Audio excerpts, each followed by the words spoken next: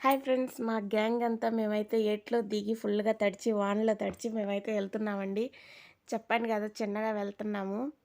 మాకు ఎదురు కార్ వస్తుందని చెప్పి నడుస్తూ ఉంటున్నాం, కానీ ఎంతసేపటికి కార్ అయితే రావట్లేదండి.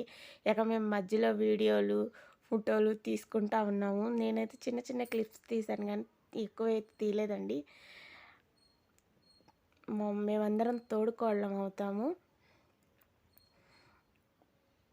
వెంకటపాలెం అయితే మా చిన్నత్తయ్య వాళ్ళ ఊరండి, ఆ ఊరు వెళ్ళాము.